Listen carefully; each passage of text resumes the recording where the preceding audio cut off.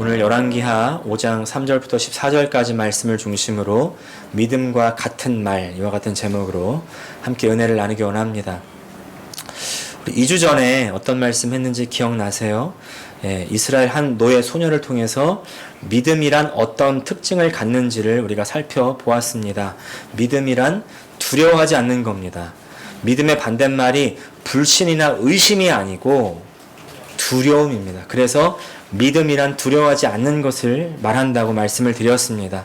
이런 믿음의 특징이 이제 우리가 이 이스라엘 소녀뿐만 아니라 다른 모든 믿음의 사람들에게서도 동일하게 찾을 수가 있는데, 이스라엘 소녀에게서 이제 이 믿음, 그러니까 두려움이 없는 태도를 볼 수가 있었다면, 오늘 본문에 나오는 이 이스라엘 왕 여호람 그리고 나아만 장군에게는 두려움으로 가득했던 모습들을 우리가 보게 됩니다.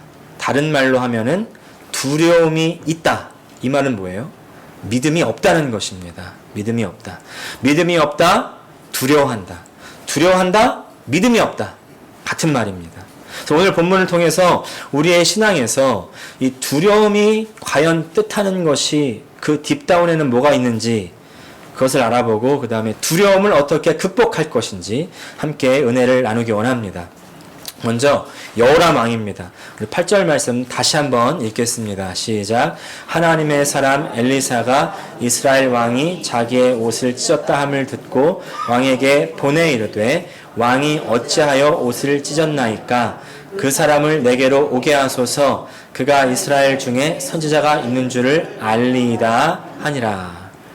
지금 상황이 어떤 상황이냐면, 이스라엘 노예 소녀가 이스라엘 선지자가 나병을 고칠 수 있습니다. 이렇게 자기 장군에게, 주인에게 이야기를 했죠.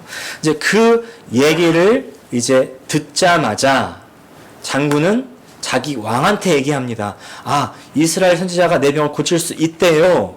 그러니까 이 아람 왕 베나닷이 이스라엘 왕에게 편지를 씁니다. 그리고 선물을 싸줍니다. 그리고 나아만에게 들려서 보내는 겁니다. 그 편지에 뭐가 써 있을까요? 이 장군의, 나아만 장군의 나병을 좀 고쳐달라는 내용이 써 있었던 것이죠. 근데 자, 그건 이제 보내는 사람 입장이고, 이거를 받는 사람 입장에서 한번 생각을 해보십시오. 다짜고짜 왕한테 이 내 가장 아끼는 장군이니까 이 사람을 좀 고쳐달라고 이렇게 딱 써있는 내용을 딱 받을 때 이 여호람 왕의 심정이 어떻겠습니까? 미치고 팔짝 뛰는 거예요. 왜? 쉽게 말하면 이런 겁니다. 어떤 중병의 암에 걸린 사람이 갑자기 저한테 와가지고 목사님 제 암 좀 고쳐주세요. 그럼 제가 어떻게 하겠습니까? 제가 의사예요? 제가 하나님이에요? 물론 간절히 기도해 주죠.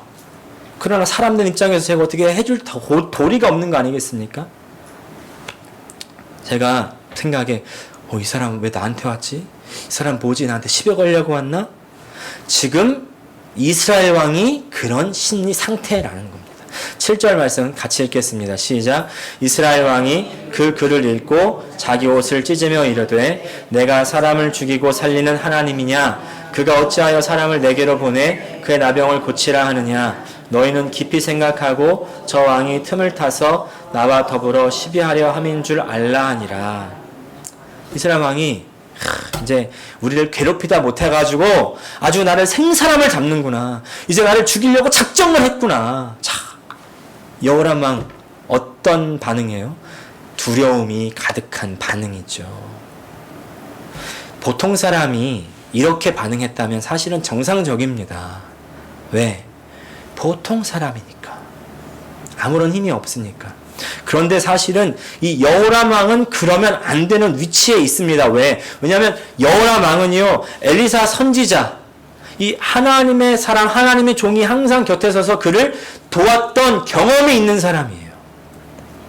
전쟁을 하나님께서 이 엘리사 선지자를 통해서 도와서 이기게 만들어 주셨고, 하나님이 항상 함께 있어서 도와주신다는 사실을 이제는 여호람 왕이 사실은 알고 있어야 됩니다. 근데 지금 딱 문제가 닥치자마자 뭐가 먼저 생각나요? 하나님은 생각이 안 나는 겁니다. 엘리사도 생각이 안 나는 겁니다. 그냥 문제가 생각나는 거고, 그 문제가 내가 해결을 못했을 때 일어날 수 있는 그 consequence, 그 이후의 일들이 걱정이 되는 거죠. 지금 여호람 왕의 이 반응이요, 지금 신앙의 실력이거든요.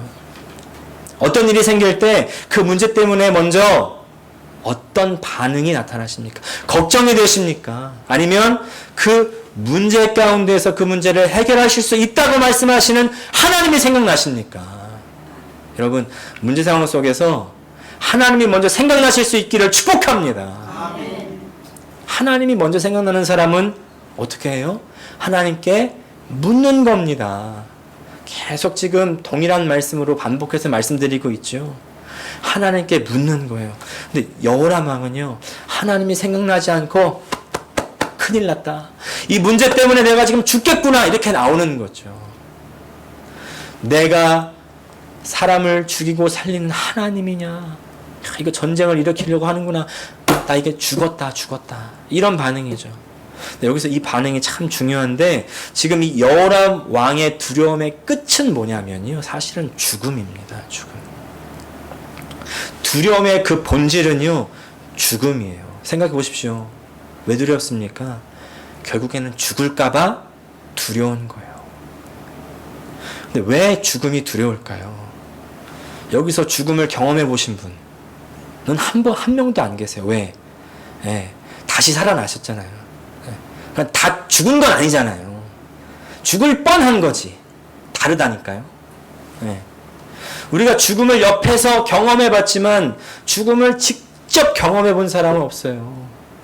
왜? 아무도 경험해 보지 못했기 때문에 두려운 겁니다.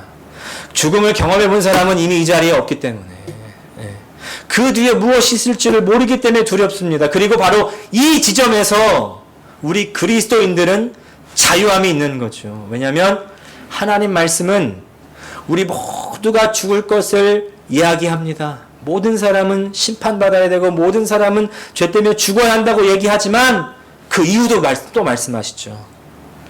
예수님을 믿는 사람들은 죄와 죽음의 법에서 해방되었다. 할렐루야. 다들 잘 아시는 우리 로마서 8장 1절과 2절 말씀 같이 읽겠습니다. 시작. 그러므로 이제 그리스도 예수 안에 있는 자에게는 결코 정죄함이 없나니 이는 그리스도 예수 안에 있는 생명의 성령의 법이 죄와 사망의 법에서 너를 해방하였음이라. 아멘. 이 죽음이라는 그 두려움의 근원에서 정말 해방된 사람은요, 이 세상에서 무슨 일을 만나든지 두려움이 없습니다. 원망이 없습니다. 좌절이 없습니다. 예수님 안에 있는 사람들에게는 지금 당장 일어나는 문제가 나를 죽일 수가 없다는 것을 알기 때문에, 육신은 죽어도 영혼은 영원히 하나님과 함께 천국에서 사는 길이 정해졌기 때문에, 할렐루야. 그래서 여러분, 정말 믿음이 있으신 분들 어떻게 알까요? 이렇게 봐서는 아무도 몰라요. 여기 지금 점잖은 척하고 다 가면하면서 앉아있는데 겉에서 제가 봐도 몰라요. 끝에 가봐야 합니다. 가봐야 알아. 그래서 나중에 죽을 때 보면 알더라고요. 저는 이제 직업상 장례식에 많이 참석하게 되잖아요. 우리가 장례식 하면요, 뭔가 어떤 이미지가 떠오르십니까? 벌써 이렇게 아버지 이렇게 조금 우울한 기분이 들 수도 있고. 근데요, 우리가 믿음의 형제들의 자매들의 장례식에 참석하게 되면 어떤 분위기를 받습니까? 밝다, 영광스럽다, 따뜻하다, 이런 분위기를 우리가 느끼게 되는 거 아닙니까? 또 조사를 들어보면, 친구, 친지 혹은 이제 그 가족들의 조사를 들어보면 눈물은 나죠. 당연히 슬프죠. 근데 슬픔 가운데 아름다움이 있어요. 그 가운데 정말 아주 따뜻함이 있고 영광스러움이 있습니다. 그리고 고인에 대한 이야기가 평안하게 가셨습니다. 아름답게 마무리가 되셨습니다. 이런 이야기가 나오는 거예요. 죽음이, 또 죽음에 대한 공포가 이 사람들을 엄습하지 못합니다. 어떤 분 저한테 이런 말 하신 적 있으세요? 예배 시간에 왜 장례식에서 부르는 그런 노래를 부르냐는 거예요. 그래서 목사님 우울하세요? 그러더라고요. 예. 근데 어떤 찬송가 때문에 그런지 모르겠는데 사실요 장례식 장용 찬송가는 없습니다. 장례식장에서 그 찬송가를 부를 따름이지. 근데 장례식장에서 그 찬송가를 왜 부를까요? 영광스럽기 때문에. 천국에 대한 그런 마음의 사모함이 있기 때문에. 예. 미래에 대한 하나님의 확실함이 느껴지기 때문에 그 찬송가를 부르는 거죠. 그야말로 천국을 향한 소망으로 가득한 찬송가가 얼마나 아름답습니까? 그래서 저 높은 곳을 향하여 날마다 나아갑니다. 지금도요 우리는요 그 천국을 향해서 나아가고 있는 거예요. 네. 여러분 죽음에 속지 마십시오. 죽음에 대한 공포에 속지 마세요. 죽음을 이기신 분이 예수님이시고요. 그래서 예수님 안에 있는 사람들은 죽음을 이미 극복한 사람들입니다. 그래서 여러분 장수하세요. 이러면 축복인 것 같으세요? 빨리 죽으세요 라고 할 사람은 아무도 없지만 빨리 죽으라고 하면 저주인 것 같으세요? 그런 적이 있었죠. 오래 살면 복이고 부자가 되면 복이고 반대로요 또 일찍 죽으면 저주고 가난하면 저주고 하는 일이 안 되면 실패하면 저주인 것처럼 느껴지는 시대가 있었습니다. 언제 그랬을까요? 예수님이 오시기 전에. 구약 시대에는요 복을 받는 증거가 돈이 많아서 부유해지는 거고 자손이 많아지는 거고 번성하는 거고 반대로 저주를 받은 증거는 일이 실패하는 거고 자손이 없는 거고 병이 들어서 일찍 죽는 거예요. 그게 저주였습니다. 근데 예수님이 오시고 나니까 예수님께서 하신 일이 뭐예요? 병을 고치시고 모든 불가능을 해결하시고 마지막에는 죽음을 이기신 일입니다. 그래서 예수님 이후에 예수님 믿는 사람들에게는 병들어도 복이에요. 가난해도 복이에요. 실패해도 복입니다, 여러분. 왜? 이미 죽음을 이기셨기 때문에. 그 고백이 신정한 마음속에서 아멘으로 되시기를 축복합니다. 이게 받아들여 주셔야 돼요. 그게 받아들여 주시지 않으면 믿음이 아직 시작하지 않은 겁니다. 네. 여러분 세상에서의 성공, 실패, 또 병들었다, 또 나았다, 살았다, 죽게 됐다 너무 연연해하지 마십시오. 얽매이지 마십시오. 물론 내가 하는 일이 잘 되고 성공하고 돈 많이 벌고 자녀가 잘 되고 오래 사는 거 좋은 일입니다. 여러분 다 그렇게 되시기를 저는 간절히 원하고 기도해요. 근데 그러지 않을 수도 있어요.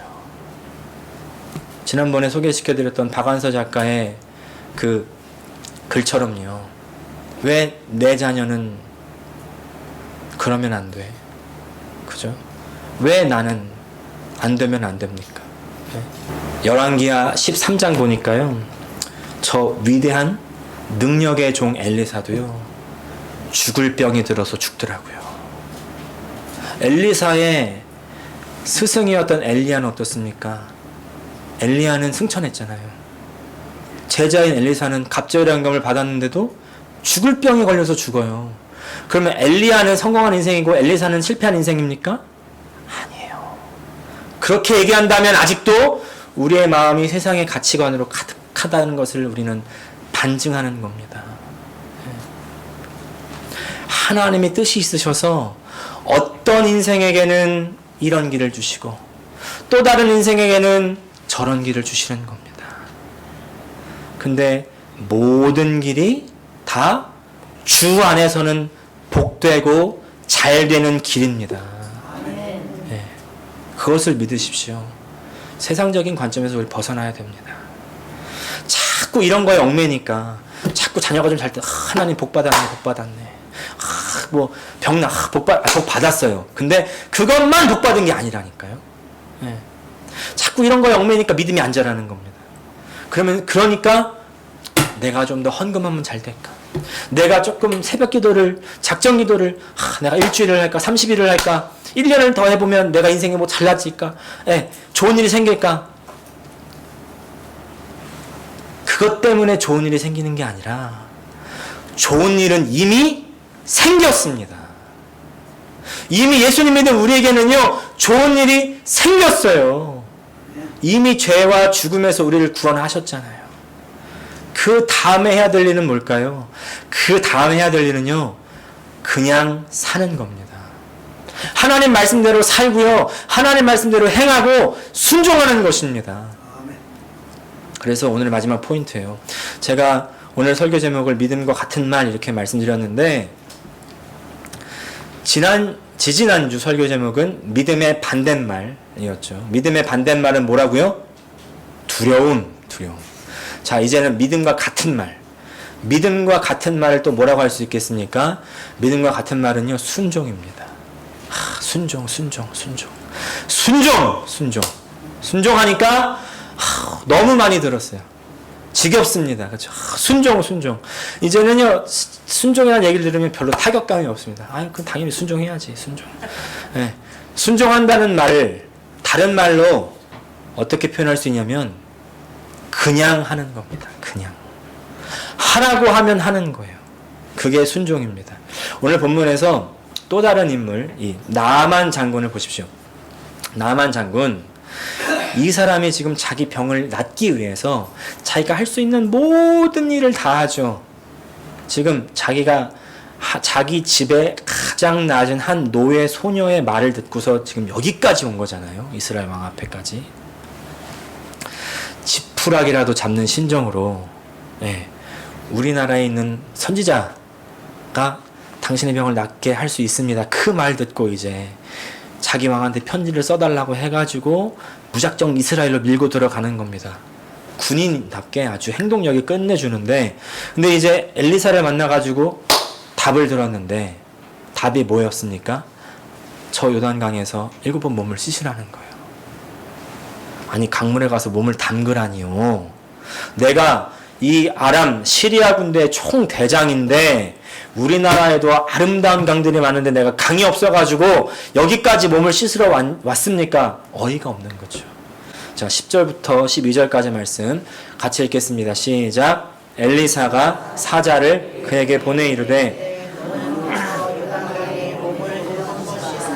내 살이 회복되어 깨끗하리라 하는지라. 나아만이 노하여 물러가며 이르되 내 생각에는 그가 내게로 나와서서 그의 하나님 여호와 이름을 부르고 그의 손을 그 부위 위에 흔들어 나병을 고칠까 하였도다. 다메섹 강 아바나와 바르발은 이스라엘 모든 강물보다 낫지 아니하냐. 내가 거기서 몸을 씻으면 깨끗하게 되지 아니하랴 하고 몸을 돌려 분노하여 떠나니. 자, 여기 11절에 참 중요한 포인트가 있거든요. 우리는요, 그 믿음을 통한 하나님의 역사에는 뭔가 아주 특별한 것이 있다고 생각합니다. 특별한 거. 뭐가 있을까요? 특별한 행동, 특별한 제스처, 특별한 말투, 큰 소리. 우리가 어떤 거를 보면 아시냐면, 왜 우리나라 무당들이 어떻게 그 사람들 나름대로 기도해요? 부채를 막 흔들고 방울을 흔들고 작두를 타고 그러죠. 사람들이 그걸 보고서 저기 뭔가 신묘한 게 있다 이렇게 생각하잖아요. 우리 기독교에는 그런 게 없을까요? 많아요. 두 손을 콕 들고 기도하고, 잘못됐다는 건 아닙니다. 그러나 또 등짝을 세게 때린다든지, 또 머리를 꾹꾹 누른다든지, 또 목이 쉰 소리로 한다든지, 방언을 막 난리를 내면서 한다든지, 그러면 우리가 어떻게 생각해요? 저분은 뭔가 특별한 게 있구나 라고 생각한다는 거죠. 근데 이런 표현 죄송합니다. 대부분은 쇼예요.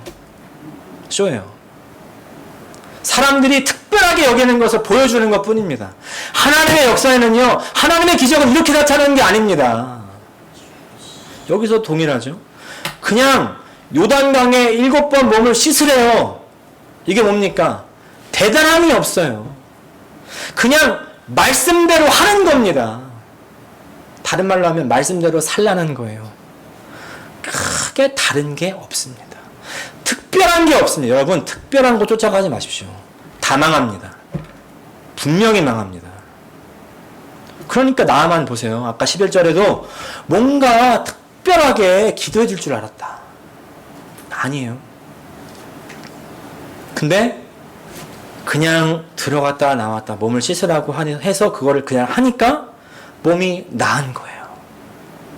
근데 그냥 피부병만 나은 게 아닙니다. 14절 말씀 다시 보겠습니다. 시작. 나아만이 이에 내려가서 하나님의 사람의 말대로 요단강에 7번 몸을 잠그니 그의 살이 어린아이의 살같이 회복되어 깨끗하게 되었더라. 나아만이라는 사람이요, 이 아람 나라 시리아의 대장군입니다. 역전의 용사입니다. 대영웅이에요. 모든 나라 백성과 심지어 그 왕까지도 존경에 맞지 않는 대영웅의 칭호를 받은 이 사람이 그 칭호를 받기까지 얼마나 많은 전쟁을 치렀겠습니까? 그거를 염두에 두시고요. 자, 요새 요리사라고 잘 안 하죠. 셰프라고 하죠. 셰프 중에서도 아주 장인의 경지에 오른 사람들을 마스터 셰프라고 합니다.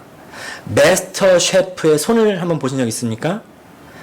한 사람도 매끈한 손을 가진 사람이 없습니다. 다 어떻게 돼요?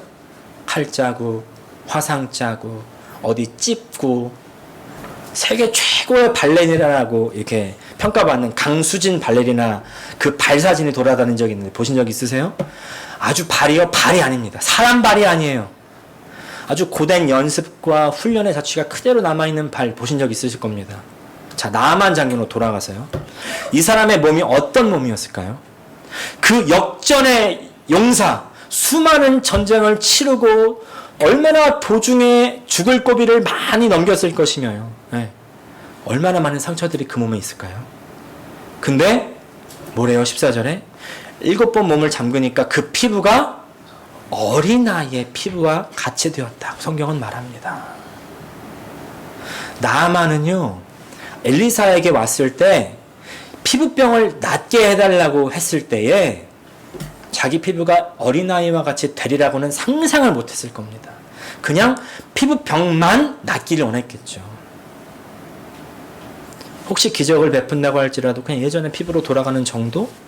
그 정도만 기대했을 겁니다. 근데 하나님의 기적의 역사는 거기서 끝나는 게 아니에요. 아예 예전의 피부, 아기와 같은 피부로 돌아가는 것입니다. 좋으신 하나님, 선하신 하나님, 여러분, 이것이 하나님께서 우리에게 해주시는 일입니다. 우리에게 필요한 게 뭐냐면요, 그냥 하는 거예요.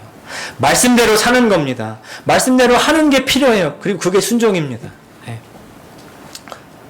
순종하는 것이 좋고 말씀대로 사는 것이 좋다, 다 알죠. 근데 그것을 방해하는 것이 있습니다. 바로 두려움이에요. 처음에 나아만도요, 하라는 대로 하지 않습니다. 왜? 그게 별거 아닌 것 같거든요. 무슨 일이 벌어질 것 같지가 않습니다.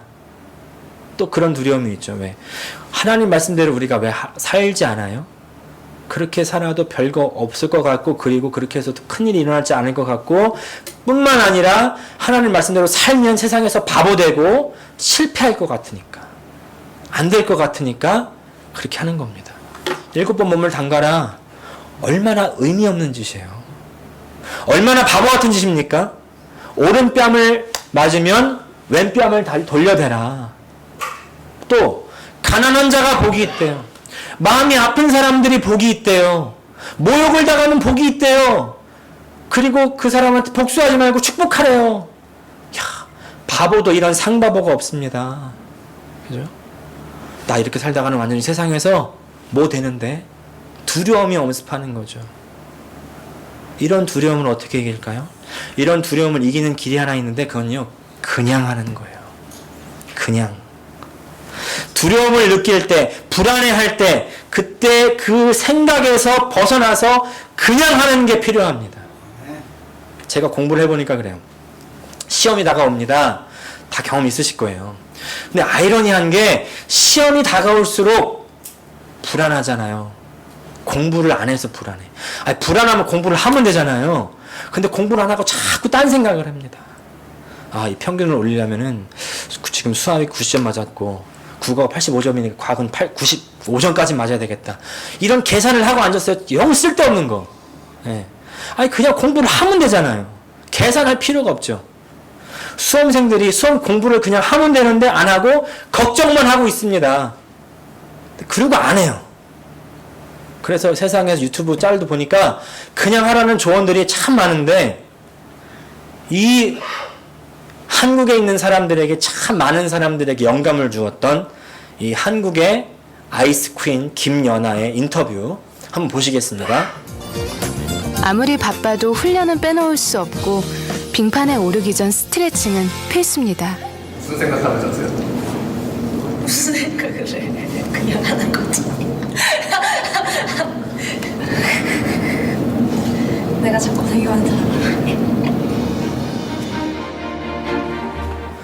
우리가 자꾸 왜 생각을 할까요? 왜 생각하냐면요. 안 하려고 하니까 생각이 많은 겁니다. 핑계를 찾기 때문에 생각을 하는 겁니다.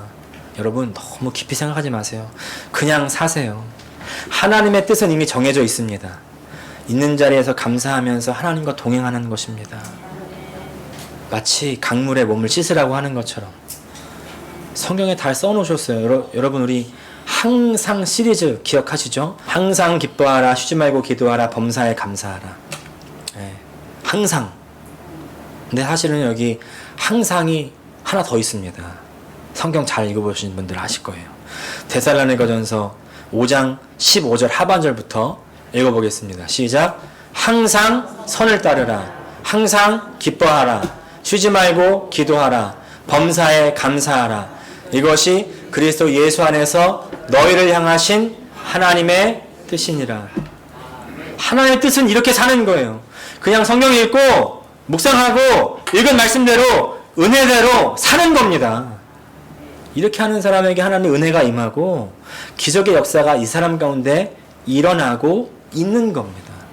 그렇게 살다 보면 하나님의 때에 나아만 장군이 7번이 지나니까 어느새 나의 피부가 어린애 피부처럼 된 것처럼 또 이스라엘 백성들이 7일이 지나니까 여러 성이 무너진 것처럼 또 그냥 이스라엘 백성들이 40년간을 광야에서 그냥 가고 나니까 가나안에 도착한 것처럼 우리 인생에요.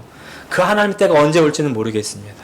그것은 하나님의 손에 달린 겁니다. 근데 그때까지 살다 보면 내가 생각한 것보다 더 크게, 더 좋게, 더 선하게 바꾸시는 하나님의 손길을 경험하게 될 것입니다. 기도하겠습니다.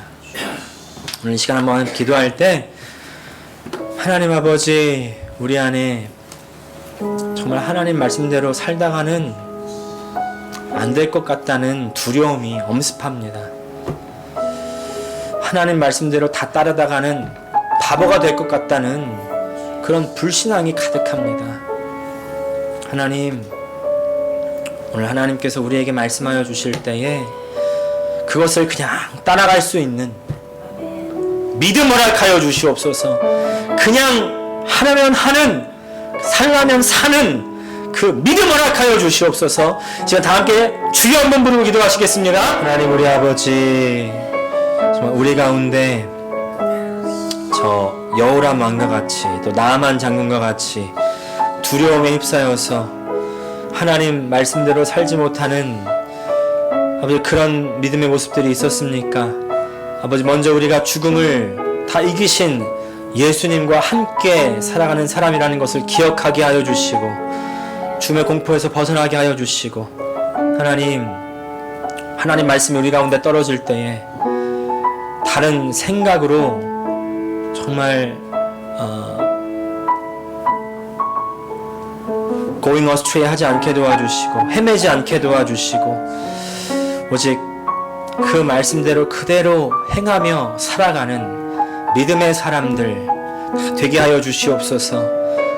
하나님의 때가 언제인지는 모르지만 그러나 그 때가 왔을 때 돌아보며 감사하다고 그렇게 믿음으로 고백할 순간이 올 줄을 믿습니다. 마치 나만 장군의 모든 피부가 아이의 피부가 된 것처럼 우리의 모든 상처와 아픔과 우리의 모든 어려움들이 달갛게 씻겨지고 온전히 새로워지는 놀라운 역사가 오기를 고대합니다. 하나님, 이 길을 갈 때 우리 두려움이 다 사라지게 도와주시고 담대함으로 나아가는 믿음의 성도들 다 되게 하여 주시옵소서. 예수님의 이름으로 기도합니다. 아멘.